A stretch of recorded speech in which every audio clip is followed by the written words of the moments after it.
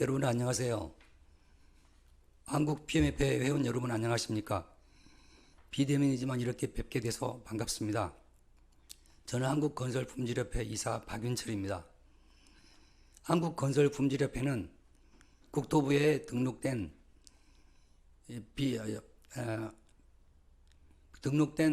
비영리 단체로서 우리나라의 건설품질관리 제도 발전을 위해서 여러 가지 활동을 하고 있습니다. 오늘 제가 발표할 내용은 우리나라 건설품질관리 제도의 변천과 현황, 그리고 문제점에 대해서, 그리고 우리가 어떻게 발전해 나가야 되는가에 대해서 간략하게 말씀드리고자 합니다.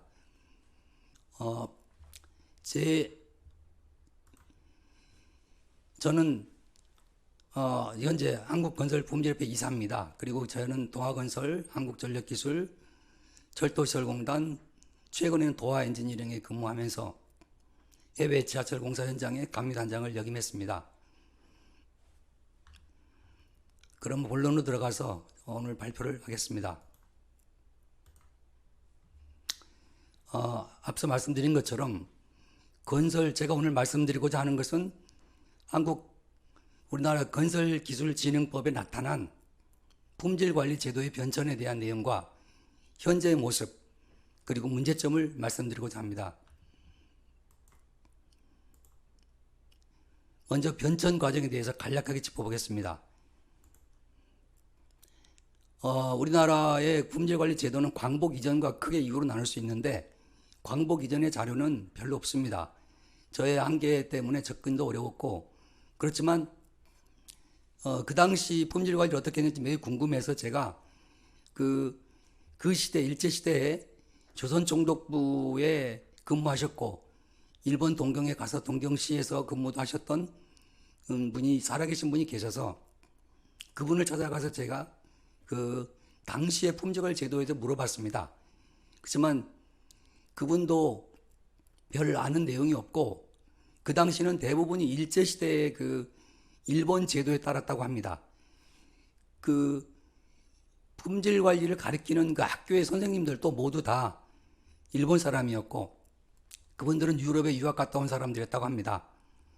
그래서 제가 그분을 만나봤는데 먼저 이분이 지금 이무철 선생님이신데 제가 만날 당시에 100살이셨어요. 101살. 근데 지난 5월달에 돌아가셨습니다. 상도동에 제 집에 가서 그 가까운 데서 만나서 그 당시 우리나라의 그 일제시대의 품질관리 어떻게 했는지 상세히 물어봤습니다. 그렇지만 앞서 말씀드린 것처럼 그렇게 뚜렷한 걸 얻지는 못했습니다. 그래서 우리나라의 본격적인 품질 관리는 이렇게 그러니까 광복 해방 이후부터 시작됩니다. 그래서 1958년에 건설업법이 제정됩니다. 이때 이 법이 우리나라의 품질 관리와 관련된 최초의 법이라고 볼 수 있는데 그 내용은 마치 고조선의 8조금법처럼 아주 간단하게 되어 있습니다. 여기 보시는 것처럼 내무부 장관은 공사 시공에 필요한 자재나 시설을 검사시킬 수 있다. 이게 품질과 관련된 전부입니다. 나머지는 없습니다. 그리고 61년에 공업표준화법이 제정되고 62년에 한국공업규격 300종이 제정됩니다. 그리고 67년에 건설업법이 개정되는데 거기에서도 별 내용이 없습니다. 여기 보시는 것처럼 보고, 조사, 검사에 필요한 사항은 대통령으로 정한다. 이게 전부입니다. 이게 이런 정도의 그 법이 당시에 초기 시대의 그 품질관리의 전부였습니다. 그런데 이러다가 이게 앞서 말씀드린 그 62년에 공업표준화법이 61년에 제정되고 62년에 처음으로 KS가 제정된 300종이 63년에 600종쯤 늘어나죠. 현재 2020년에 2만 건이 넘습니다. 이게. 근데 62년에 처음 제정됐을 때 300건 중에 2건이 품질에 관한 토목에 관한 겁니다. 이게 나머지는 다 이제 뭐 철도, 전기, 화학에 대한 거고요. 이런 식으로 초기에 품질관리 제도가 엉성했습니다. 그러다가 기념비적인 해가 이제 85년인데 아까 67년에 법이 개정됐다 그랬죠. 건설업법이. 근데 얼마나 많은 시간이 흘렀습니까? 85년에 이르러서야 이렇게 법이 개정돼서 이렇게 내용이 바뀝니다. 건설업자 자재 시설을 검사하게 할 수 있다 이런 내용이 발주자 또는 건설업자로 하여금 품질 시험을 실시하게 할 수 있다 이렇게 처음으로 품질 시험이라는 말이 등장하는 해가 85년입니다. 그리고 검사에 필요한 사항은 대통령으로 정한다. 이 내용을 보고 조사 검사에 필요한 사항은 대통령 정한다. 이 말을 품질 시험 실시에 관한 사항은 대통령으로 정한다. 이렇게 바뀝니다. 그래서 이 건설업법 개정을 기초로 해서 주르륵 2년이 흐른 다음에 87년에 드디어 건설공사 품질시험 시행규칙이 제정됩니다. 이 시행규칙 안에 선정시험, 관리시험, 건설시험이 포함됩니다. 이 시험들이 현재 오늘날 2021년에 품질시험 계획의 모태가 되는 지금도 그 큰 틀에서는 유지가 되고 있습니다.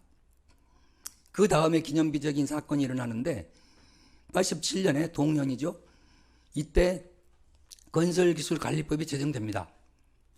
그전에는 건설업법은 우리로 지금으로 말하면 산자부라든가 건설부 쪽이 아닌 쪽에서 관리되는 법이잖아요. 근데 건설기술관리법은 드디어 건설부에서 이제 이 법을 제정하게 됩니다. 이 법은 그 전에 건설업법, 건축법 이렇게 3제 되어 있는 것들을 긁어 모아서 이제 이 법에 쓸어 모아가지고 제정되는데 이 건설기술관리법의 제정으로 인해서 품질관리 제도에 어떤 초석이 깔리게 되는 거죠. 근데 이 건설관리법이 제정된 이후에 이제 뭐 대통령령, 시행령이 쭉 나오고 규칙이 정해지는데 이것이 그냥 얻어진 게 아닙니다. 이게 86년 8월 6일 날 독립기념관 화재 사고가 일어납니다.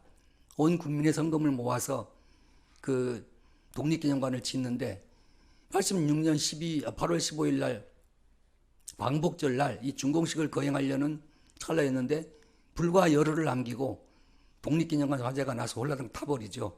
온 나라가 들썩거리게 되는 사건이 일어나는데 그 사건을 계기로 이 건설기술관리법이 제정되게 됐습니다. 이게 이런 87년이 아주 기념비적인 해이고 그 다음에 기념비적인 사건은 이게 한 60년에 이르는 우리나라의 건설 역사에서 이 역사를 한꺼번에 짚어보는 것은 짧은 시간에 불가능합니다. 그래서 제가 지금 주로 기념비적인 사건 위주로 짚고 넘어가겠습니다. 97년에 이르러서 기념비적인 사건이 일어나는데 이게 앞서 말씀드린 품질 시험 위주의 우리나라 품질관리 제도가 97년에 ISO 9001에 따른 품질 보증 계획이 건기법에 반영하게 됩니다. 획기적인 사건이죠. 그래서 500억 이상 공사 또 뭐 이런 500억 이하 공사로 나눠 가지고 500억 이상 공사는 품질 보증 계획을 수립해야 되고 500억 이하는 과거처럼 품질 시험 계획을 수립 시행하면 된다라고 이 법이 바뀌게 됩니다. 97년에 ISO가 반영된 건설기술관리법의 이 기조가 현재까지 쭉 이어지고 있습니다. 일부 계속 진화적으로 발전해 왔지만 기본 틀은 쭉 유지되고 있습니다. 여기 건축법에 대한 걸 제가 간략하게 조사해 놨는데 건설업법이 58년에 제정되면서 그 무렵에 62년에 건축법이 제정됩니다. 그렇지만 보시는 것처럼 건축법에 있는 내용도 매우 원시적입니다. 무슨 감유자를 정해야 되고 주로 자재, 세멘트, 강재에 대한 이런 검사 시험에 대한 게 전부입니다. 이게 이러다가 아까 말씀드린 87년에 건기법 87년 체제에 흡수되면서 품질관리 제도가 일원화되는 거죠. 자, 이런 식으로 건축법은 생략하고 앞서 말씀드린 것을 요약해 놓은 겁니다. 이게 해방 이전, 해방 이후는 5개 시기로 구분을 제가 해놨는데 그냥 참고로 보시면 됩니다. 그래 특히 할 만한 것은 지금 45년 해방된 이후에 62년까지는 즉 그 건설업법이 제정되고 62년에 개정이 되고 그 62년에 KS가 제정되기 전까지 그 기간이죠. KS 그 기간에는 주로 이제 일본의 그 지스라든가 미국의 ACI, ASTM 또 일본 제도 이런 거에 의해서 품질이 이행되는 시기였습니다. 이게 그리고 시간 관계상 다 생략하고 오른쪽을 봐주십시오. 오른쪽에 보시면 토목품질시험제가 1948년에 설립이 됩니다. 기후에 토목시험소로 개편되고 56년에 61년에 건설연구소로 개편됩니다. 그리고 83년에 국립건설시험소로 개편되는데 아마 기억하시는 분도 있겠죠? 저 휘경동 쪽에 국립건설시험소가 있었습니다. 그러다가 이것이 2000년에 김대중 정부 때 그 작은 정부를 지향하는 정부 정책에 따라서 국립건설시험소가 건설기술연구원에 통합됩니다. 그래서 그 기능이 연구원으로 넘어가는데, 그래서 연구원에서 현장 점검도 하고 국토부랑 같이 하지 않았습니까? 그런데 작년 마지막 임시국회 때 국토안전관리원법이 임시국회에 통과가 됩니다. 그거는 기존의 시설물 안전관리에 관한 특별법 아시죠? 그 법에 의해서 그 시설안전공단이 설립이 됐는데, 그 시설안전공단과 한국건설관리공사를 통합해가지고 국토안전관리원을 만듭니다. 그리고 그 국토안전관리원 법 안에 시설물 유지관리에 관한 것뿐만 아니라 건설기술관리법에 들어있는 품질관리에 관한 내용도 그 국토안전관리원에서 관리하도록 법이 바뀝니다. 그래서 앞으로는 여러분 현장에 그 건설 현장에 점검을 나가거나 뭐 모니터링하거나 감독 나가는 그 주체가 국토안전관리원이 될 것입니다. 앞으로는. 그리고 앞서 말씀드린 그 97년에 그 건기법에 ISO 9001이 반영됐다 그랬죠. 획기적인 사건이라고 말씀드렸죠. 이런 것들이 그냥 온 게 아니고 이게 주로 김영삼 정부 시절에 일어난 사건입니다. 이런 정말 수많은 피를 흘리는 사건이 일어난 결과로 결국에는 그런 법이 건기법에 그런 ISO 9001이 반영되고 점점 법이 강화됐던 겁니다. 그래서 우리는 흔히 품질은 피를 먹고 자란다는 말을 저 스스로 하죠. 앞서 말씀드린 걸 간략하게 한번 요약해 놓은 건데요. 58년에 건설법이 제정되고 62년에 KS가 제정되고 그 다음에 건설기술관리법이 87년에 제정되고 97년에 ISO 9001이 건기법에 반영되고, 그래서 이게 지금 오늘날까지 흘러오고 있는 걸 보여드리고 있습니다. 이건 이제 건기법에 반영된 그 ISO 9001의 역사인데요. ISO 9001이 1987년에 최초로 제정이 됩니다. 국제표준화기구에서 ISO에서. 그리고 4차례의 개정을 거듭해가지고 현재 유효하는 버전은 2015년에 개정된 겁니다. 4차. 이것이 작년 10월 13일 날 건설공사 품질관리 업무지침이 개정되는데 최신판이 나온 지 5년 만에 국토부 고시에 반영되는 거죠. 그래서 업체들은 이걸 핑계 삼아서 건설 현장에 가면은 최신판을 반영하지 않고 2008년 판을 반영하고 있습니다. 이제 뭐 2015년, 작년 2020년 이후에 계약이 되는, 낙찰되는 업체들은 이걸 따라야 되겠죠. 앞서 말씀드린 거를 이제 크게 이렇게 시대 구분으로 나눠가지고 이렇게 제가 5개로 나눠놨는데, 이거는 제가 나눈 거기 때문에 뭐 절대적인 건 아닙니다. 이렇게 초기에는 KS만 따랐고, 두 번째는 품질시험, 선정관리검사시험에 따랐고, 세 번째는 ISO 901이 반영됐고, 네 번째는 ISO 9001이 아주 대폭 개정됐습니다. 다섯 번째도 마찬가지로 ISO의 규정이 엄청 바뀌었기 때문에 그 기준에 따라 시대 구분을 했습니다. 그러면 이게 어떤 식으로 어떤 특징이 있냐를 잠깐 살펴보면, 1기 때는 이렇게 KS에 따라서 일을 했습니다. 그리고 국토부에서 지금 옛날 건설부겠죠?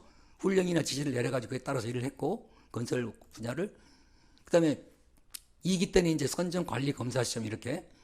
그리고 3기 때는 이제 ISO 9001에 따라서 이렇게 20개 요건을 따라야 됐습니다. 품질시험 플러스 이거.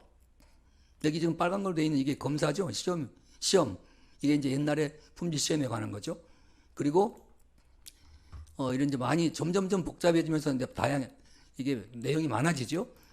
그리고 이제 네 번째는 ISO 9001 2000년 판이 이렇게 과거의 ISO와는 다르게 완전히 바뀝니다.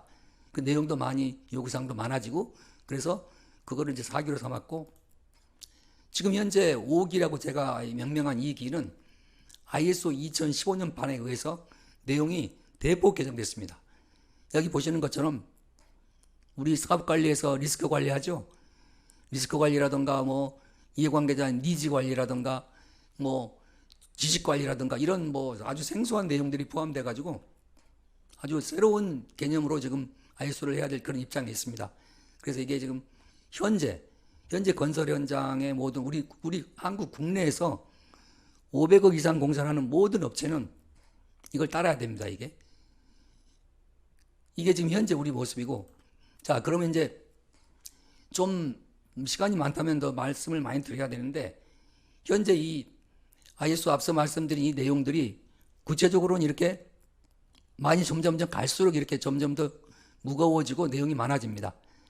그리고 이런 건설기술관리법의 내용, 이런 것들을 뒷받침하기 위해서 국토부에서 이렇게 국토부 고시를 통해서 그 어떤 지침을 내려보내고 있는데, 이 지침에 지금 현재 유효한 지침은 작년에 고시된 건데, 여기 보시면 지금 품질관리계획서 작성 기준이라고 있어요. 이 고시 지침에 들어 있습니다. 그래서 우리 건설 현장의 업체들은 이 국토부 고시에 따라서 품질관리 계획서를 작성해야 됩니다. 그러면은 의문이 남죠. ISO 9001이 있는데 그걸 따르면 되는데 국토부가 왜 고시를 만들어 내보내나? 왜 그러느냐? ISO 001이 요건이 굉장히 철학적이고 개념적인 게 많습니다.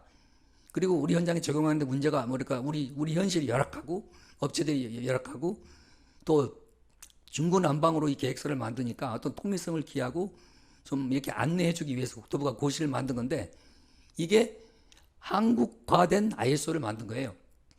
우리나라가 마치 옛날에 뭐 한국적 민주주의 그러듯이 이 ISO 001도 그대로 따르면 되는 것을 내용을 쉽게 좀 만들고 이렇게 좀 알아먹기 쉽게, 그리고 내용을 많이 가지를 치고 첩보를 떼고 생략하고 쉽게 만들었어요. 빼버리고. 그래서 좀 한국적 ISO를 만든 거죠. 그러다 보니까 이것도 제대로 안 하지만은 이거에 익숙해진 사람들이 해외에 나가거나 뭐 어떤 국제적인 일을 할 때는 잘 이해하지 못하는 문제점이 있는 거죠. 자, 이렇게 이제 이거는 제가 생략하겠는데 이렇게 이게 국토부 고시에 나와 있는 내용인데요. 이게 왼쪽이 IS 001이고 이거를 우리 고시에 어떻게 반영했는지를 보여주고 있습니다. 이렇게 또 이것도 지금 2015년판의 최신판을 국토부 고시 그 작성 지침에 어떻게 반영했는지 보여주고 있습니다. 이 하나하나를 가지고 설명하는 데만 해도 사실 몇 시간이 필요한 내용입니다. 자, 그러면 이제 제가 앞서 말씀드린 걸 주마간단식으로 간략하게 말씀드렸는데, 사실 오늘 발표에서 제가 말씀드리고자 하는 내용은 지금부터입니다. 현재 어떤 문제점이 있는지 이 말씀을 드리기 위해서 앞에 말씀을 드린 거라고 볼 수 있습니다. 자, 앞서 제가 97년에 ISO 001이 우리 법에 반영됐다고 그랬죠. 그 법이 반영되면서 이렇게 분리를 해놨습니다. 이원화해놨습니다. 품질관리계획 수립대상공사는 500억 이상, 3만 제곱미터 이상 건축물, 다중시설 건축물, 그리고 발주자가 요구하는 경우, 계약에 반영된 경우, 이럴 때는 품질보증계획을 수립해서 이행해야 됩니다. 근데 500억 이하, 5억 이상, 660제곱미터, 3만 제곱미터 미만, 뭐 이런 건축물은 그냥 품질 시험 계획만 수립하면 돼요. 자, 그럼 이게 어떤 차이가 있는지를 한번 볼까요? 자, 품질보증계획 수립대상공사는 왼쪽에 있는 이 크게 봐서 10가지, 이게 플랜드 체크 액트로 지금 구성되어 있습니다. 10가지. 세부적으로는 36가지 요구사항을 이행해야 됩니다. 플러스 품질시험 계획까지. 근데 500억 이하 공사, 이 5억 이상은 요 품질시험만 이행하면 돼요. 자, 보시는 것처럼 품질시험은 자재의 재료에 대한 시험이 위주입니다. 이게 콘크리트, 골재, 뭐 철근 이런 거에 대한 거, 그거를 시험을 빈도에 따라 하면 되고 거기에 필요한 장비만 갖추면 돼요. 그리고 그걸 할 수 있는 품질 시험사만 갖추면 땡이에요. 이게 500억 이하 공사예요. 근데 어떤 문제가 있나 볼까요? 자, 이게 어떤 그 적용 대상을 공사의 중요도라든가 특성을 근거하지 않고 500억 이하 해놨죠. 근데 500억 이하 공사가 지자체라든가 지방에 내려가면 엄청나게 많습니다. 대부분이 그겁니다. 근데 그런 공사에는 품질 시험만 앞서 말씀드린 것처럼 이것만 하게 돼 있어요. 이것만. 제가 국토부 중앙품질안전단 단원으로서 여러 차례 국토부와 함께 지방 현장의 소규모 공사를 점검을 했습니다. 실제로 많이 했습니다. 전국에 돌아다니면서. 근데 200억 이하 공사도 교량도 조그만 소규모 교량도 포함되어 있고 도로 공사도 있고 품질에 관련된 중요한 그 공사가 많아요. 근데 이런 업체들이 이 법이 이렇다 그래가지고 이것만 하고 있어요. 이것만. 근데 업체들이 영세해가지고 이것도 제대로 안 합니다. 이것마저도 안 하고. 그래서 제가 드리고자 하는 말씀은 이런 식으로 그 품질 보증 계획과 시험 계획의 수립 대상을 나누면 안 된다는 겁니다. 이게. 그래서 이 500억 이하 구간이라 하더라도 이거를 세분화하거나 또는 공사의 특성이나 중요도에 따라서 시험 이외에 다른 것을 수행할 수 있도록 법적인 근거가 마련돼야 된다. 이게 제 주장입니다. 자, 그럼 시간 관계상 제가 깊은 말씀 못 드리고 전체적인 내용을 드리게 되는데, 문제점 두 번째는 지금 우리나라의 건설 품질 관리 제도의 어떤 전체적인 판은 이렇게 되어 있습니다. 시공사는 법적 근거에 의해서 품질 관리를 작성해가지고 이걸 이행해야 되고, 건설사업관리자가 다른 말로 하면 옛날 감리입니다. 감리. 감리는 건설사업관리 절차서를 만들어서 이 시공사가 품질관리 계획을 제대로 이행하는지 확인해야 됩니다. 이렇게 지금 법적인 구조가 되어 있습니다. 그리고 발주자, 또 인허가 행정기관의 장, 지자체장, 면장, 군수, 또는 도지사 되겠죠? 발주자, 공공기관 다 포함해서 그 사람들은 이 시공사 감리업체가 법에 규정된, 계약에 규정된 요건대로 이행하는지, 즉 품질관리 계획을 제대로 수립해서 이행하는지를 감독, 점검, 모니터링 해야 됩니다. 그게 법적 근거가 이겁니다. 이게 법적 근거가 품질관리 계획, 품질관리 적절성 확인, 또 다른 이름으로는 법적 근거가 따로따로 다 되어 있습니다. 이게 적절성 확인, 지도 감독하게 되어 있죠. 그리고 현장 품질 점검을 하게 되어 있는데, 이 맨 위에 있는 이 점검은 아래에 있는 것들을 포함해서 전체를 점검하게 되어 있어요. 국토부 중앙품질안전단이 교수라든가 자문위원들하고 같이 현장에 수시로 다니거든요. 저도 거기 끼어서 많이 다녔지만 그 다니는 법적 근거가 지금 이겁니다. 공설공사 현장 품질 점검입니다. 이게. 자, 그러면 이 내용을 들여다보면, 적절성 확인, 지도 감독의 내용을 들여다보면 뭘 보게 되어 있냐면, 여기 품질관리 적절성 점검표라는 게 다 마련되어 있습니다. 이게 내용을 들여다보면 품질관리 계획서, ISO 9002를 제대로 이행하는지 그걸 보는 거예요. 이게. 자, 그럼 이게 어떤 문제가 있나? 이게 지금 법에 이렇게 되어 있습니다. 품질 관리를 적절하게 하는지를 확인할 수 있다. 이게 과거에 97년 이전에 품질 시험이 위주였던 시대에는 어떻게 되어 있었냐? 법이 품질 시험이 적절하게 이행하는지를 확인해야 된다. 아주 강제 규정이었어요. 근데 97년에 건기법에 ISO를 규정하면서 그 적절성 확인이 품질 관리를 적절하게 하는지 확인할 수 있다. 해도 되고 안 해도 되는 거예요. 지금 현재 아무도 안 합니다. 서울시 일부가 약간 한다고 제가 들었는데 거의 안 합니다. 그리고 두 번째, 앞서 말씀드린 이런 점검, 품질 적절성 확인, 지도 점검할 때 ISO 9001에 따른 품질관리 계획을 제대로 이행하는지를 확인하는 그 책임을 이렇게 해놨습니다. 국공립시험기관 또는 건설 엔지니어링 사업자에게 의뢰할 수 있다. 이렇게 해놨습니다. 자, 그럼 국공립시험기관, 건설 엔지니어링 사업자가 뭡니까? 그 내용을 들여다보면 이게 이렇습니다.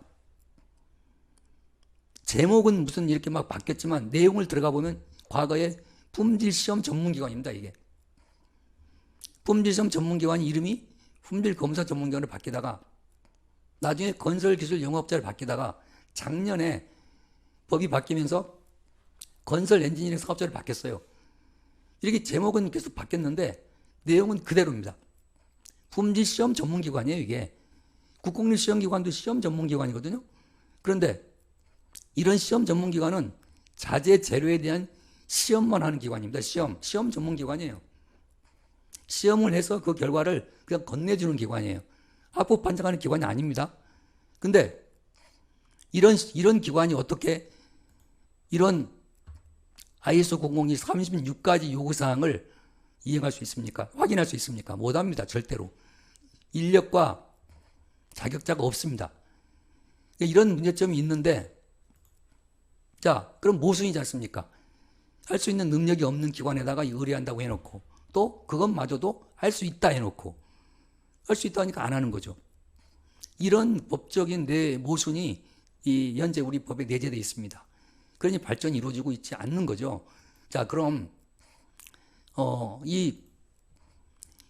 앞서 말씀드린 그 국공립 시험기관, 또 엔지니어링 사업자, 이 사람들이 나가서 의뢰할 수 있다고 그랬는데, 또 안 되는 이유 한 가지가, 여기 보시면 이 우리 건설기술 관리 지침의 고시에 업무 지침에 보면은 검사에 대한 용어 정의가 나와 있어요. 여기 보시면 적합 여부를 평가한다고 되어 있어요. 또 다른 우리 국토부 지침에 나와 있는 용어 정의에 검사란 합격 판정은 공사 감독자 또는 건설사업관리 기술인이 한다고 되어 있어요. 이게 감리잖아요, 감리. 그러니까 이렇게 합부 판정을 내릴 수 있는 권한을 가진 사람은 법에 정해져 있어요. 권한을 부여받은 사람만이 합부 판정을 내릴 수 있고 그 사람만이 검사자예요. 근데 그렇지 않은 그런 품질 시험관이나 이런 사람들에게 의뢰할 수 있다고 해놓은 거죠. 이건 모순이죠, 이게. 자, 그래서 이런 우리 현실을 들여다볼 때, 자, 앞서 이런 표를 보셨죠? 여기 보시면 시공사가 일을 제대로 계획을 수립해서 하고, 감리가 제대로 하는지를 검사하고, 오로지 감리만이 검사 자격이 있는 겁니다, 이게. 그리고 이러한 관계가 잘 이루어지고 이행하고 있는지를 발주자는 인허가 행정기관의 장이 감독을 제대로 하면은 되겠죠. 근데 우리 현실 어떻습니까? 그렇지 않습니다. 못합니다. 능력도 안 되고 이런 법적 모순 때문에 제대로 이해되지 않고 있습니다. 그러면 마지막 보루가 뭐냐? 앞서 그림에서 이게 없었죠? 인증심사원이? 인증심사원이라는 사람들은, 자, 보십시오.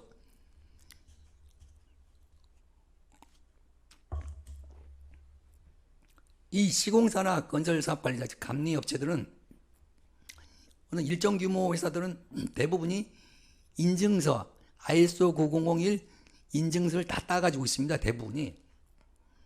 그 그러니까 품질관리, ISO 001 품질관리 시스템을 제대로 수입했는지 안 했는지를 심사하는 사람들이 인증심사원이에요.